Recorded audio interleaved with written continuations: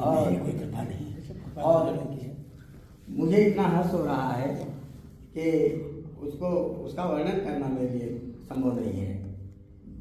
तो इनके ज़्यादा प्रशंसा मैं क्या करूं, समय भी ज़्यादा निकल चुका है। दूसरे हैं प्रोफेसर राम सुमेर यादव जी। ये बहुत दिनों से हमारे साथ राज्य के गढ़वाल में भी, और इनका भी स्नेह और आशीर्वाद ही समझे हमको हमेशा प्राप्त होता रहता है। ये इतना अच्छा गीत और हर चीज़ लिखते हैं और गाते हैं। तो भुजंग प्रयाग छंद बहुत अच्छा इनका वो है। तो इनके प्रति भी मैं हृदय से आभार व्यक्त करता हूँ यहाँ पर उपस्थित हुए। साथ ही साथ सबके बारे में केवल मैं नाम डॉक्टर अभिनंदन Singh ji, doctor Ashok Kumar ji, doctor Ritu Singh ji, doctor Shalini क्या आगे शालिनी जी, डॉक्टर पत्रिका जैन जी, इन सबके प्रति भी मैं अपनी तरफ से हार्दिक शुभकामनाएं देता हूं। और आप लोगों के बीच में मुझे आने का मौका मिला। आप लोगों का स्नेह और आशीर्वाद भी मैं समझता हूं कि आशीर्वाद दीजिए हमको। अभी डॉक्टर साहब ने मेरी बहुत प्रशंसा कर दी, तो ऐसा कुछ नहीं है। कुछ बातों में आप सब हमसे वर हैं। जिस चीज़ को आप लोग जानते हैं, हो सकता मैं उस चीज़ को न जानता हूँ, तो आप वर हैं तो मैं अवर हो गया। कुछ चीज़ को मैं जानता हूँ, हो सकता आप न जानते हो, तो मैं वर हो गया, आप अवर हो गए, दोनों मिलकर बराबर हो गए।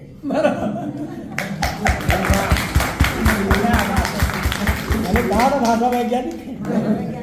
तो इसलिए मेरा ये निवेदन है कि आप लोगों के बीच में आप ही की तरह मैं भी हूँ। मैं कोई देवता नहीं हूँ। नहीं डॉक्टर साहब जितनी प्रशंसा करती हो मेरे लिए अजीब सा लगा, तो मैं क्षमा चाहूँगा कि आप अगर तो हम सभी बराबर हैं। अब हम मुख्य उस पर आते हैं, थोड़ा कहीं बीच में क्रम हमारा चलता रहे, इसलिए कहीं क्रम में वो न हो जाए, क्योंकि इसमें बहुत से अभी आप देखेंगे कि मैथमेटिकल टाइप का चलेगा ये व्याख्यान। तो हमने जो टॉपिक लिया है इस पर हमें बोलना है, तापत्रय विनाशाय श्री कृष्णाय वयम नुमः।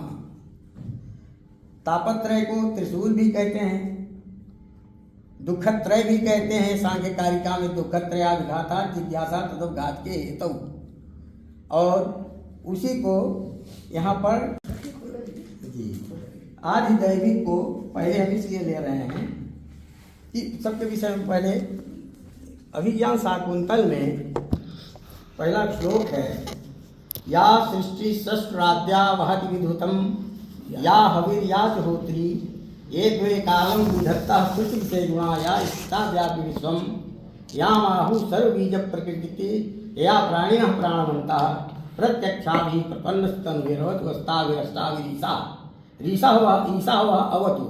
भगवान शंकर जो हैं वो आप सबकी, बल्कि हम भी आ जाएंगे उसी में, सबकी रक्षा करें।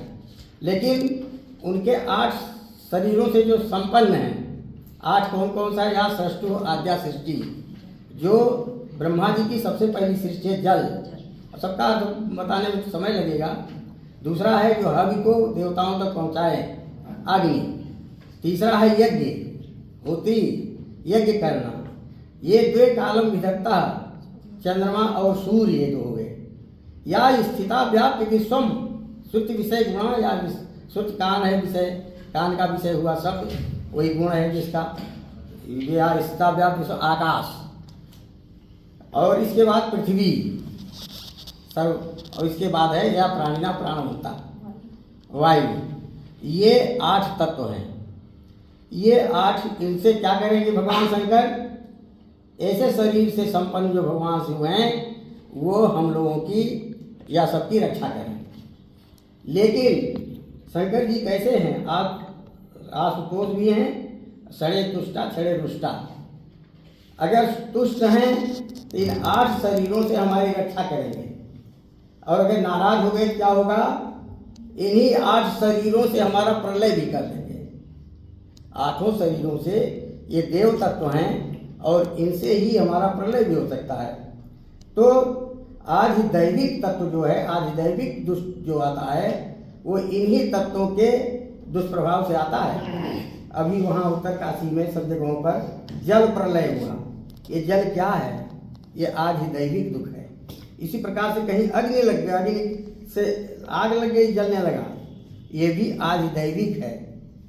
हवन बहुत अच्छी चीज़ है, उससे वृष्टि होती, सब कुछ होता है, बादल बनते हैं, लेकिन अगर मंत्रोच्चारण में गलती हो गई तो सब आग वज्रा यजमानों ही नष्टि, वो आग वज्र जो है यजमान को ही नष्ट कर देगा। इसी प्रकार से चंद्रमा और सूर्य ग्रह हैं, इनकी भी कुदृष्टि हो जाए तब भी हमारा कल्याण नहीं हो सकता है। और इसके बाद आकाश, आकाश को संस्कृत में खा कहते हैं, और ये दुख शब्द और सुख शब्द आया कहाँ से? सु माने अच्छा, खा माने आकाश। जब हमारा आकाश अच्छा होगा, नहीं तो अगर कहीं पर बिजली गिर गई, कहीं कुछ हुआ, अरे तुम्हारे ऊपर तो वज्र फट गया, तुम्हारे ऊपर आकाश ही टूट पड़ा। ये दुख शब्द जो आया हुआ है, दुख जो द्रा से खराब, और खा माने आकाश। अगर आकाश ही खराब है, और सुख माने जब आकाश ठीक हो, और खा माने खम ब्रह्म, खा का अर्थ ब्रह्म भी होता है। जैसे आकाश सब जगहों पर व्याप्त है, उसी प्रकार से ब्रह्म भी व्याप्त है। ये दोनों अगर नाराज हो जाएं तो उसी से दुख की उत्पत्ति होती है। दुख हमारे आकाश, अगर आकाश ठीक नहीं, हमारे अनुकूल नहीं है, उनके ऊपर आकाश पाट पड़ा, तो इसीलिए दुख शब्द जो आया है ये आकाश से ही आया हुआ है। और सुख क्या है? जब आकाश हमारी ग्रह सारी चीज़ें अनुकूल होंगी तो हो गया सुख। तो आकाश जो है वो भी दैविक उसमें कष्ट में कारण बन सकता है। इसी प्रकार से पृथ्वी है, भूधर रखा है, पृथ्वी हिलने ना पाए, भू जो है पृथ्वी, भूधर जो आ जाएगी। इसी प्रकार से वायु अगर तेज हवा चलने लगी, अगर अनुकूल है बहुत अच्छी लगती है, शीतल मंद सुगंध, ये 3 प्रकार की जो वायु हैं ये बहुत अच्छी हैं। लेकिन समय के अनुसार अगर ज़्यादा गर्मी हो गई, ज़्यादा ठंडक हो गई, तो यही दुख देने वाली होती है। तो इस प्रकार से जो 8 शंकर जी के शरीर हैं, इनसे जो कष्ट हमको मिलता है, अगर इनकी कृपा रही तो उतना ही सुख भी मिलता है। क्योंकि इस संसार में सभी चीज़ें 3 गुणों से युक्त हैं। सत्वरजतम, प्रीति अप्रीति विषादात्मका। सत्व जो है प्रसन्नता को उत्पन्न करता है, और तम रजोगुण जो है वो अप्रीति दुख को उत्पन्न करता है, तमोगुण जो है उदासीनता को प्रकट करता है।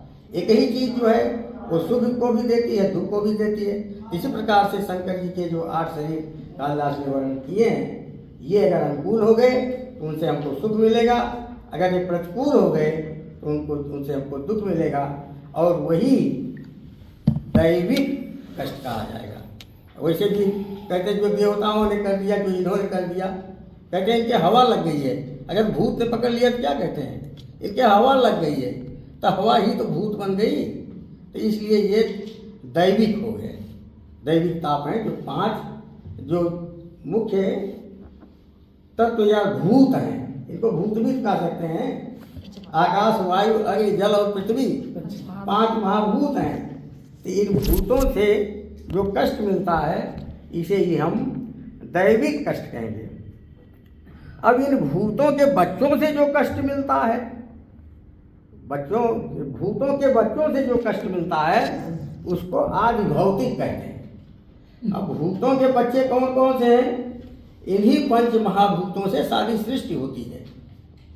14 भुवन, भूर्भुवः स्वः तपः जना महासत्यम, अतल वितल सुतल रसातल तलातल महातल पाताल, ये 14 भुवन इन्हीं भूतों से ही उत्पन्न होते हैं। इसके बाद 4 प्रकार के शरीर वाला जीव, जरायुज, अंडज, उद्भिज्य जो पेड़ पौधे हैं, और स्वेदज, ये 4 प्रकार के शरीर ये किससे उत्पन्न होते हैं? ये इन्हीं भूतों से उत्पन्न होते हैं। और इनके खाने पीने की जो चीज़ें हैं वो भी इन्हीं से उत्पन्न होती हैं। भूतेभ्यः जातम हि भौतिकम, इन भूतों से जो उत्पन्न होगा वो भौतिक हो गया। अभी जो जिनके शरीर, जितने शरीर हैं सब भौतिक हो गए। इन भौतिक चीज़ों से जो कष्ट होगा उसको आदि भौतिक कहेंगे। उसको आदि भौतिक कहेंगे। जो जब जैसे शरीर है, शरीर भी भौतिक भूतों से उत्पन्न हुआ, तो जो भी भूतेभ्यः जातम भौतिकम, भूतों से जो उत्पन्न होगा उसको भौतिक कहेंगे। अभी भूत नहीं है, भूतों से उत्पन्न, भूतों के पुत्र हैं समझ लीजिए, तो ये इनको भौतिक कहेंगे। चाणक्य ने 6 दुखों का वर्णन किया है। कुग्राम वासा, कुलहीन सेवा, कुभोजनम, क्रोधमुखी च भार्या। तो क्रोधमुखी च भार्या को हम कहते हैं क्रोधमुखस्य भर्ता, भर्ता भी चाहिए, नहीं भार्या को ही क्यों लपेटे उसमें। मूर्खस्य पुत्र, मूर्खा च पुत्री, विधवा च कन्या, सर जीव लोकस्य दुखानि राजन। ये भौतिक दुख हैं। हम लोग एक दूसरे से भी कुग्राम वासा, ऐसे गांव में रह रहे हैं जहाँ लड़ाई झगड़ा मारकाट रोज हो रही है, एक दूसरे से लड़ रहे हैं, या ऐसे देश में हो जहाँ लड़ाई हो रही हो, ये कुग्राम वास हुआ। कुग्राम में निवास करना जो है ये दुख है। कुलहीन सेवा, जिसको कोई संस्कार नहीं दिया गया है, उसके आप कितना भी वो करें, ये सांसारिक दुख हैं, ये आज भौतिक में आएंगे, भौतिक तत्वों में। तो अगर कुलहीन है कोई, तो आपके द्वारा किए गए कृतज्ञ होगा, वो कृतज्ञ नहीं होगा। ऐसे कृतज्ञों की जो सेवा है वो भी दुख देती है। कुभोजनम, सड़ा गला खाना खा लिया तो पेट खराब हो जाएगा।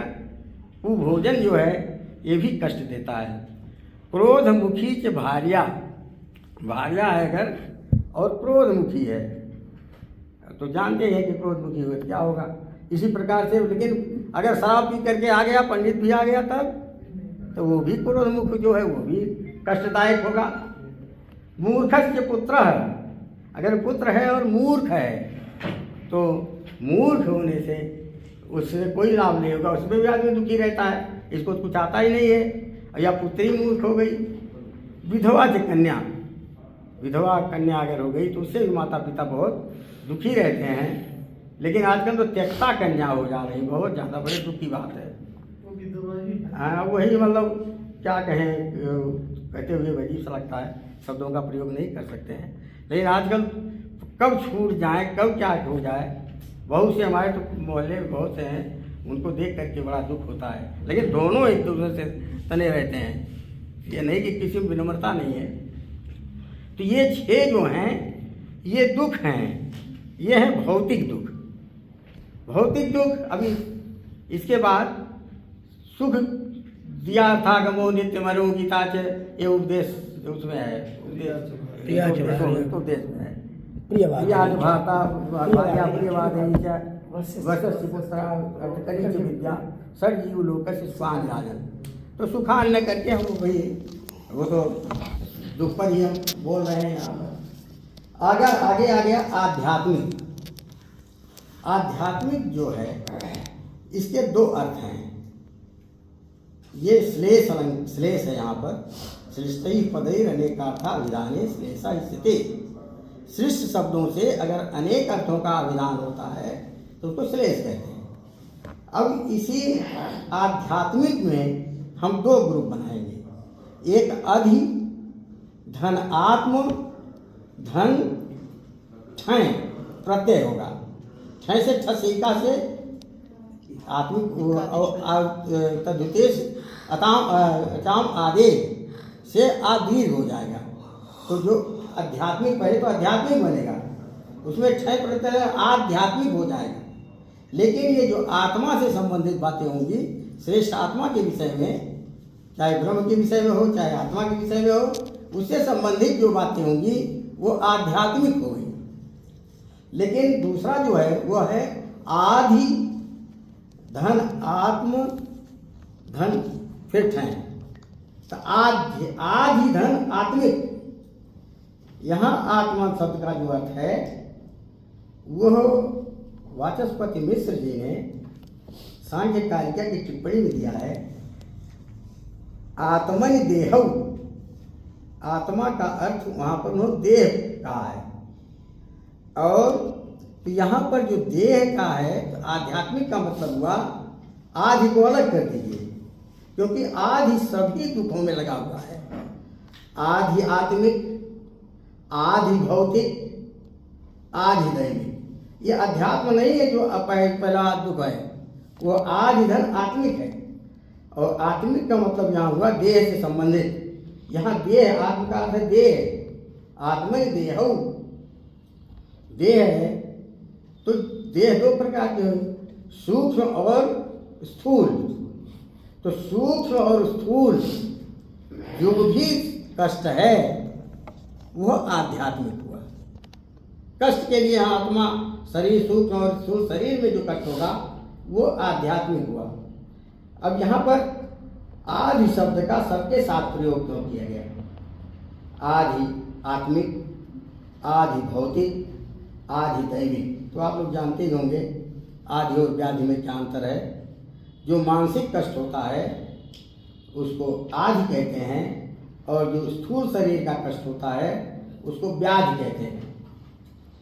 अगर व्याधि ही हो तो सह लेगा आदमी, लेकिन मानसिक अगर होगा, मन के बिना कष्ट का सहन नहीं हो सकता है, पता ही नहीं चलेगा।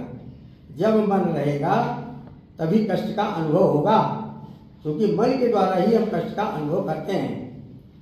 श्री कृष्ण जी ने जब गोपियों को बुलाया तो उस समय वो गई वहाँ, निशम्य गीतम तद अनंग वर्धनम ब्रज स्त्रिया कृष्ण गृहीत मानसा। जब वो स्त्रियां गई तो उनके मन को भगवान श्री कृष्ण ने अपने बस में कर लिया था। इसलिए जो भी मन रहा उनका वो अनंग में नहीं लगा, तो उनको और किसी प्रकार का, कृष्ण को छोड़ करके किसी का ज्ञान, किसी का अनुभव नहीं हुआ। इसी प्रकार से हम दुख का अनुभव तभी करेंगे जब हमारा मन सजग रहेगा, और सभी तीनों में मन से ही हम दुख का अनुभव करते हैं, इसलिए आधि शब्द का प्रयोग किया गया है।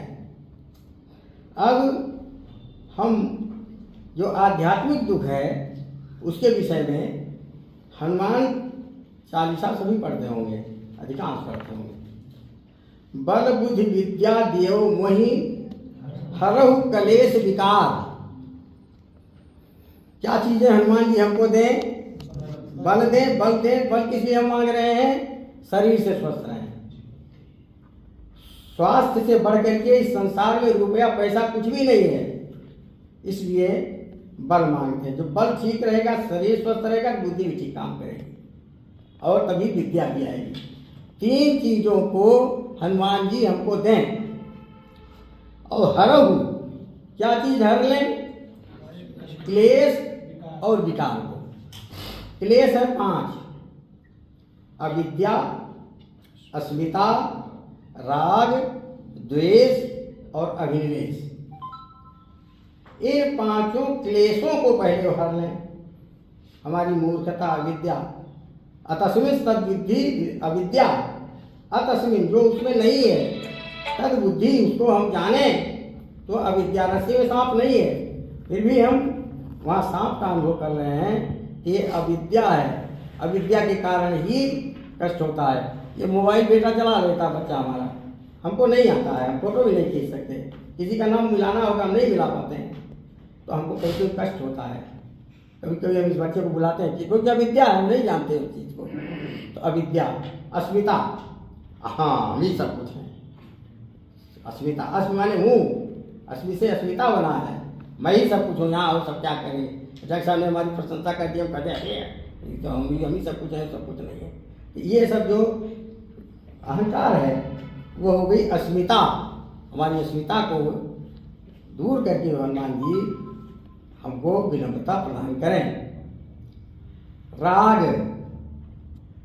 विषयसु आसक्ति ही रागा, विषयों में आसक्ति होना ही राग है।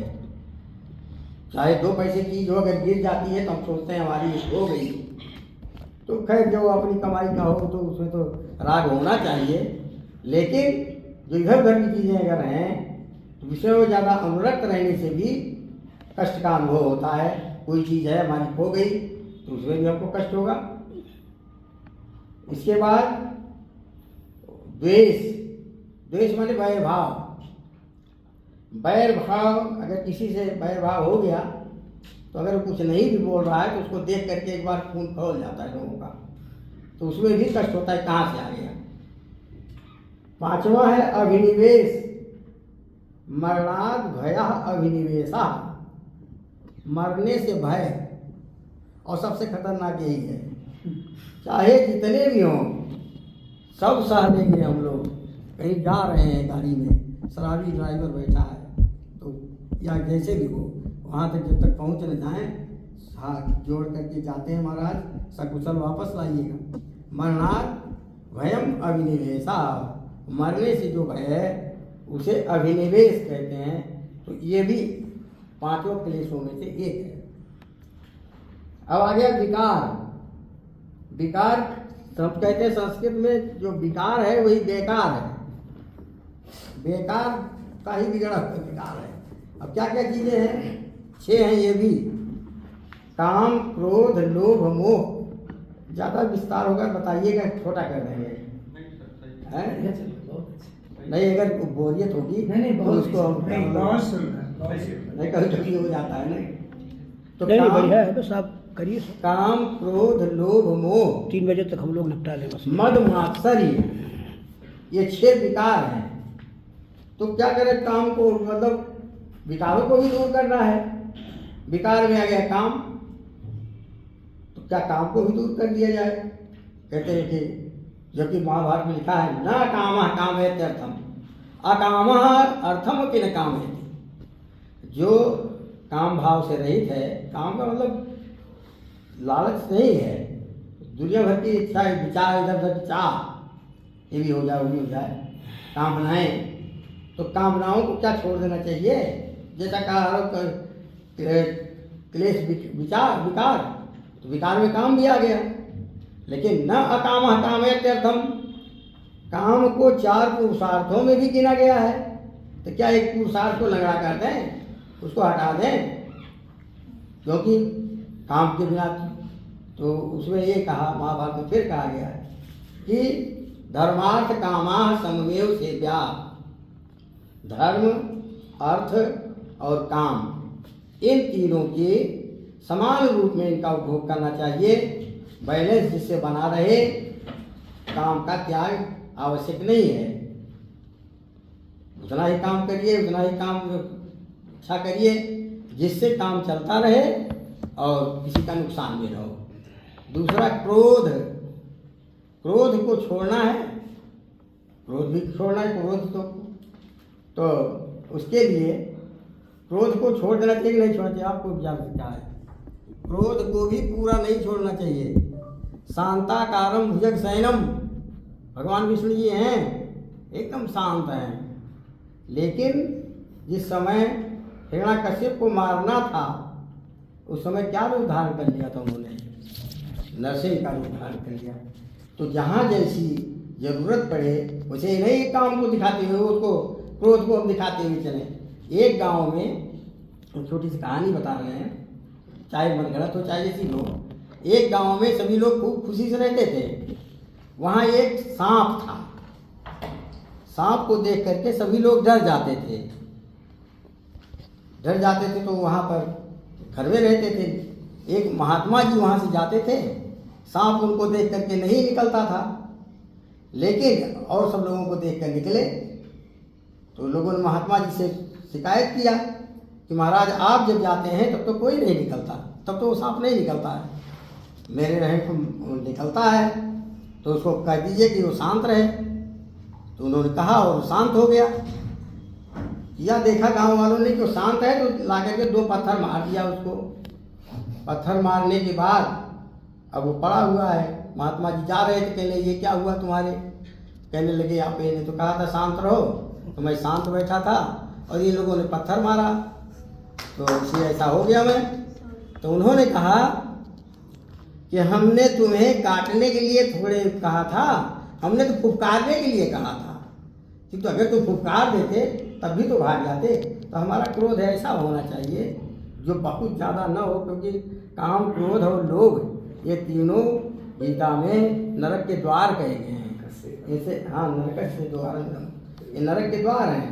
लेकिन एकदम से क्रोध को भी नहीं छोड़ना चाहिए। जहाँ जरूरत पड़े वहाँ काम, क्रोध, लोभ लालच जो हमारे पास है उतने की तो लालच रखिए, वो कोई ने लेकर चला जाए। लोभ से मतलब ये नहीं कि दूसरे का धन हम न लें, दूसरे के लिए लालच न करें, लेकिन जो हमारे पास है उतनी लालच तो रखें कि उसको हम सुरक्षित रखें।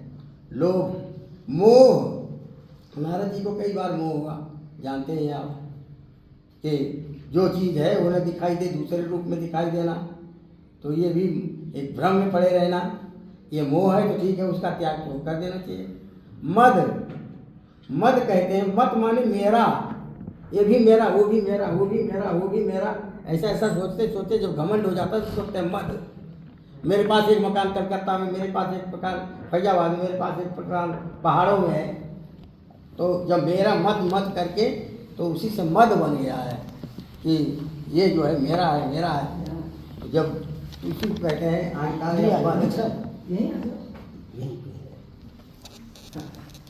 अगला है मत्सर। अब मत फिर आ गया, मुझसे सर माने सरक गया है आगे। हम दोनों एक साथ पढ़े थे, एक साथ लिखे थे, लेकिन वो मुझसे आगे बढ़ गया। उसको देख करके अगर कोई ईर्ष्या करे तो हो जाता है मत्सर। सरीसृप भाव से आगे बढ़ गया वो मुझसे, मत्सरा, मुझसे आगे बढ़ गया। जो उसके 2 बिल्डिंग हो गई, मेरे एक ही है। तो इसको देख करके जब ईर्ष्या द्वेष करें तो उसको मत्सर कहते हैं। और लेकिन ऐसा नहीं करना चाहिए हम लोगों को मत्सर का। जैसे कोई क्लास में, वो तो जानते हैं आप कि किसी टीचर ने लाइन खींची और कहा इसको छोटी नहीं करनी है, इसको छोटी करना है, इसको मिटाना नहीं है, तो कैसे होगी? दूसरे ने लंबी लाइन खींच दी। तो उससे अगर हमको बढ़ना है, मत्सर से छूटना है, तो उसको हम आगे बढ़ जाएं, आगे चले जाएं।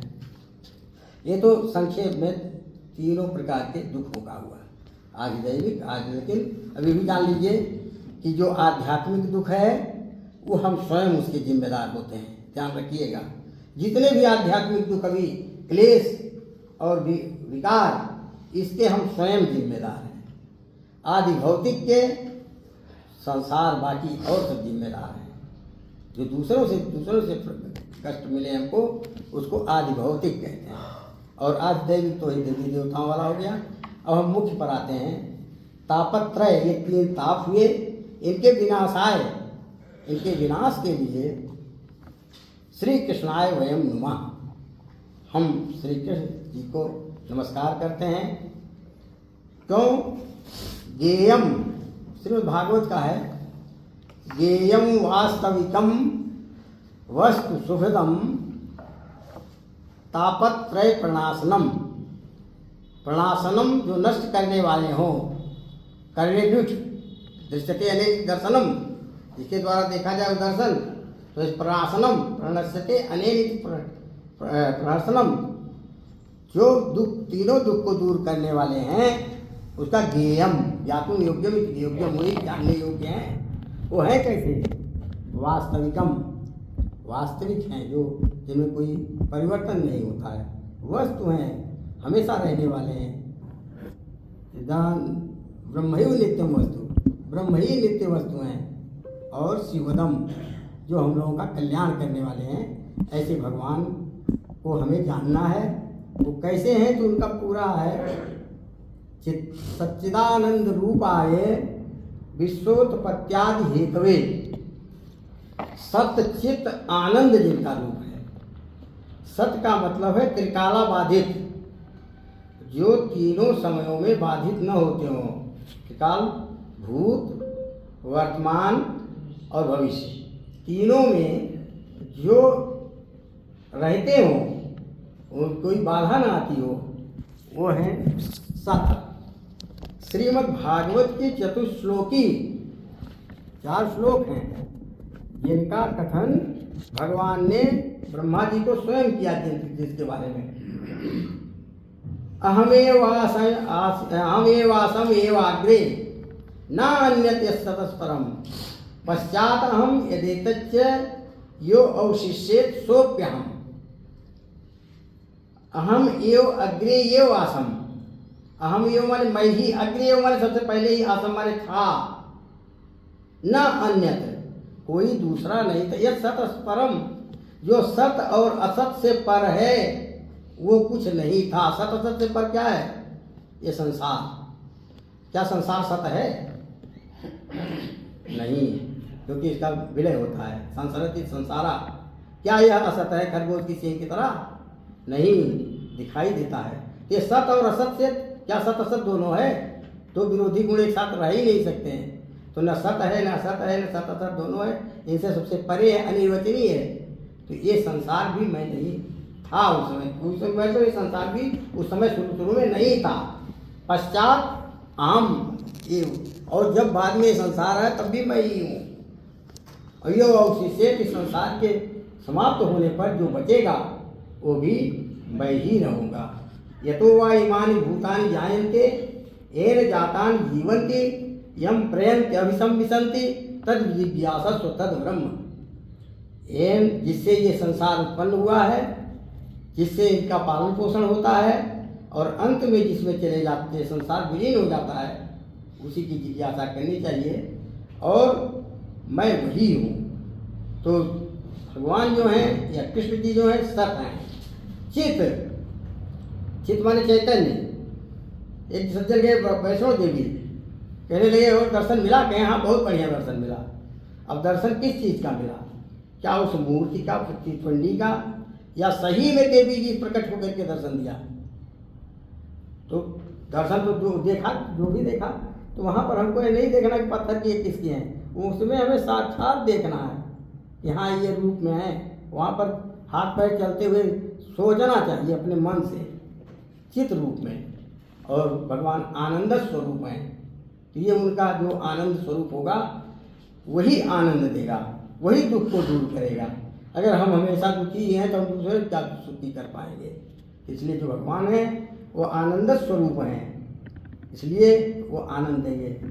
विश्वोत्पत्त्यादि हेतवे, ब्रह्मसूत्र में दूसरा सूत्र है जन्माद्यस्यतः। जन्म, स्थिति और प्रलय जिसके द्वारा किया जाता है वो है, तो सूत्र उसी के दिया है। विश्वोत्पत्त्यादि हेतुवे, विश्व की उत्पत्ति, उसकी स्थिति और विनाश के जो कारण हैं, ऐसे हैं ये भगवान। तो हमें करना क्या है? इनका स्वरूप तो हो गया, उनको श्री कृष्णा, ऐसे श्री कृष्ण जी हैं, इनको वयम नुमा, हम नमस्कार करें। इस टॉपिक को हमने इसलिए लिया कि हम एक योग में जाते हैं तो दुनिया भर के यम, नियम, आसन, प्राणायाम, धारण, ध्यान, समाधि करनी पड़ती है। और ये सभी दुखों से हम लोग सभी पीड़ित हैं, सभी लोग पीड़ित हैं।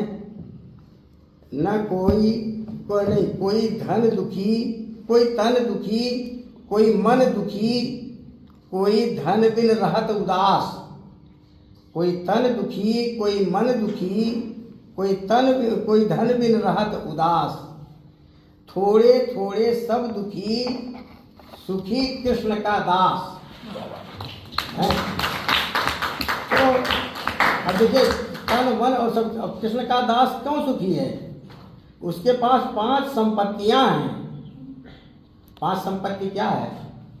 सम, पहली संपत्ति है सम, मनसो निग्रह समा। कोई जो कृष्ण का दास होगा उसका मन जो है वो निगृहित होगा। दम, दूसरी संपत्ति है उसकी दम। दम का मतलब इंद्रिय निवाय, इंद्रिया नाम निग्रह, जो हमारी और इंद्रियां हैं उनको निगृहित करना। तीसरा है उपरति। रति माने होता आनंद, लेकिन उपरति माने मर जाना।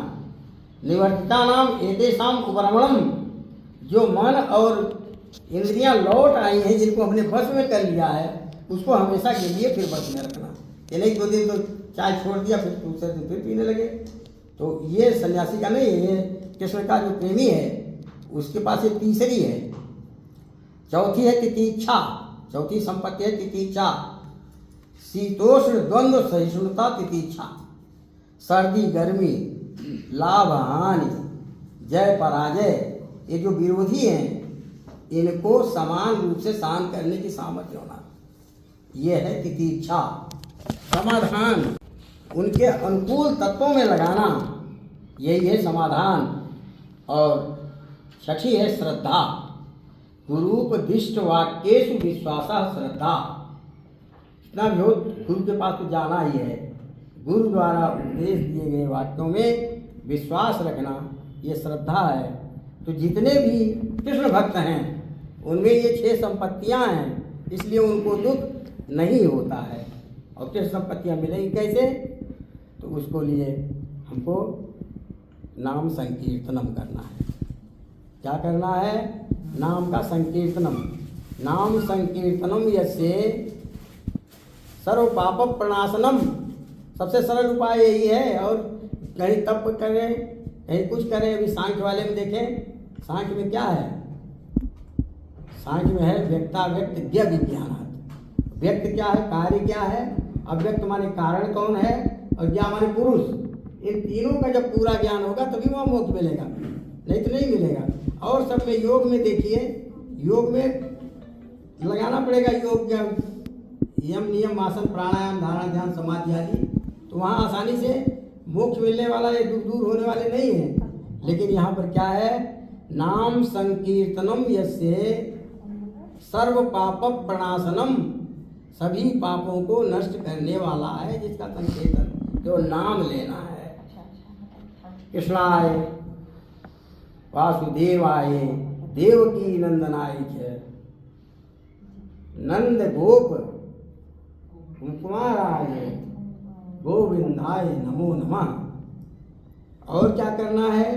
प्रणामो, रोज प्रणाम करें, दुख समना।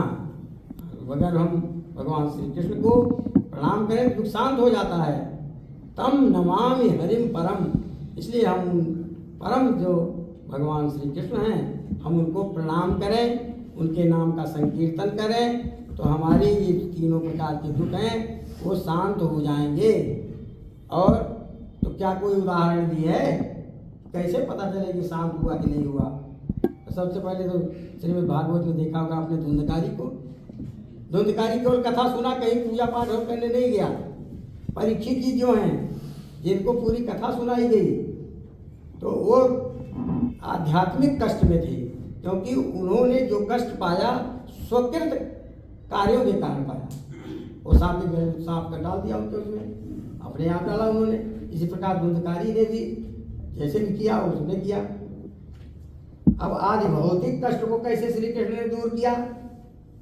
द्रौपदी का कष्ट ले लीजिए, खींच रहा दुशासन, संसार में सांसारिक है कष्ट देने वाला, लेकिन भगवान ने वो किया। उत्तरा को भी इसी प्रकार से उसने किया, भगवान ने किया। और इसी प्रकार से गजेंद्र वाला, अब ज़्यादा उदाहरण नहीं, मतलब थोड़ा थोड़ा ऐसे ही इस प्रकार से। आज दैविक का कैसे किया? जिस समय ये पानी बरसा रहे थे, भगवान ने सारे पानी को, दैविक को हटा दिया। इस प्रकार से उन्होंने नाम संकीर्तन किसने किया? अजामिल ने। नाम संकीर्तन जो है अजामिल ने किया, जाने चाहे जैसे भी किया हो, वो उससे भी हुआ। तो नाम संकीर्तन अगर भगवान काम करते हैं तो उससे और उनको प्रणाम करते हैं तो हमारे तीनों प्रकार के दुख दूर हो जाते हैं। थोड़े अब मेरी सलाह ये है कि हमारे जो बच्चे, जैसे इनके माता पिता ने आदित्य के नाम रख दिया, हमें खुद ही लगता है कि हम भगवान का नाम रखना चाह रहे थे। अभी इनके जुड़वे भाई हैं, 2 जुड़वे भाई हैं, उन्हें 3-3 साल के हैं वो। अब उनका नाम जो है, जो रखा उन्होंने निहांस, और क्या रखा, दूसरे क्या रखा है? यस। हम उनका नाम ही नहीं लेते। वैसे निहांस का अर्थ तो समझ में आता है, निर्गता इहा यस्मात्, तो निरीहा हुआ, भगवान हो गए, उन्हीं के अंश हो गए।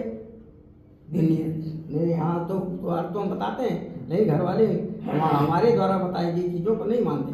घर का जोगी जोगड़ा अन्न गाँव का सिद्ध है। अगर घर की कोई चीज़ बताए कोई, तो उसको कहाँ कोई मानता है? दूसरे से कोई बता दे, तो प्रेमानंद महाराज बताते हैं तो उनको बहुत सम्मान सही है। हम लोग ऐसे कह रहे हैं, प्रेमानंद के हम भी बहुत भक्त हैं, हम ऐसा नहीं है, हम किसी के प्रति दुर्भावना नहीं रखते हैं। उनका सबका, तो मैं चाहता हूँ सभी लोग ईश्वर है। हाँ, सिद्ध तो आप कर ही देंगे। नहीं ऐसा कुछ नहीं है। तो जो अब्द का निर्माता हो आब्दिक हुआ। हाँ तो अब्द का निर्माता तो सही, काल सृष्टा कौन है? तो इस प्रकार से एक तो अब आजकल क्या कर रहे हैं लोग, हमारे मोहल्ले में एक सज्जन है, उनकी पत्नी का नाम पता नहीं क्या है, रागिनी है, और पति का नाम है आ से शुरू होता है, नहीं वी से शुरू होता है। तो दोनों को वीरा बना दिया, लड़की पैदा हुई तो वीरा नाम रख दिया। कहते हैं दोनों का नाम रहेगा, दोनों से पैदा हुई है। तो ऐसा क्यों कर रहे हैं लोग, पता नहीं क्यों। नाम तो अच्छा ही होना चाहिए, जैसा कि हमारे प्राचीन परंपरा में था। तो मेरा यही निवेदन है कि अच्छे नाम रखें, जिसका हम लोग उच्चारण कर सकें। और थोड़े शब्दों में आप लोगों के सामने निवेदन किया, मैं इसके लिए अगर कोई गलती भी हो तो